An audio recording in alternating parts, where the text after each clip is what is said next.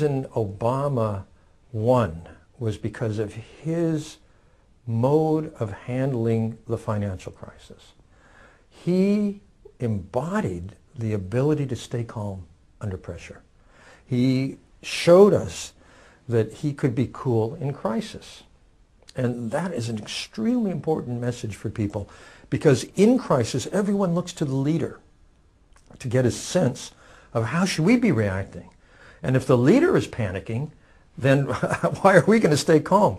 But if the leader is calm, cool, collected, focused, and Obama was, then we feel confidence. We feel there's someone steering this ship that knows how to get us out of this trouble.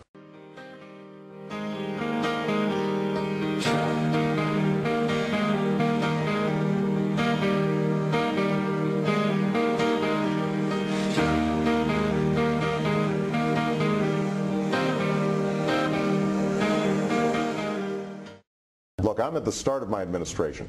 One nice thing about the situation I find myself in is that I will be held accountable. You know, I've got 4 years. You're going to know quickly how people feel about what's happening. That's exactly right. And you know, a year from now, I think people are going to see that we're starting to make some progress, but there's still going to be some pain out there. If I don't have this done in 3 years, then there's going to be a one-term proposition.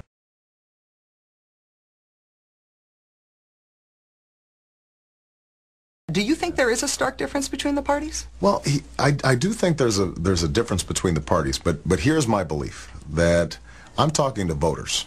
And I think there are a lot of Republican voters out there, self-identified, who actually think that what the Bush administration has done has been damaging to the country. And what I'm interested in is, how do we build a working majority for change?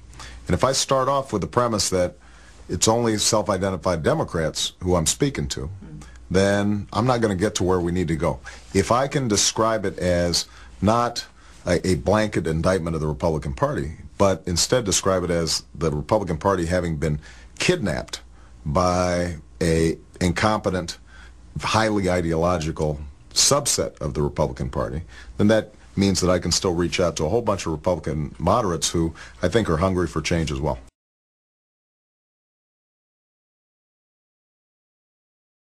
Now I think there are a lot of people that say, look, we're not going to be able to keep our best people.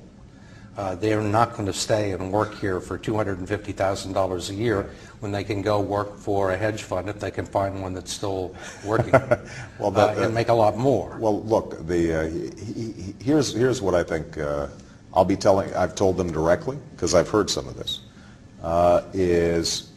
they need to spend a little time outside of New York.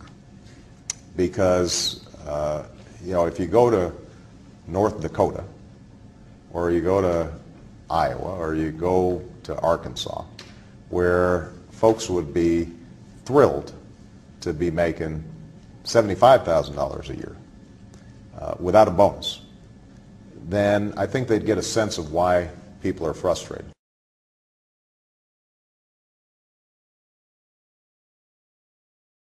Some of you heard that my grandmother, who helped raise me, passed away early this morning. And look, she has gone home. And she died peacefully in her sleep with my sister at her side. And so there's great joy as well as tears. I'm not going to talk about it too long, because it's hard to talk about.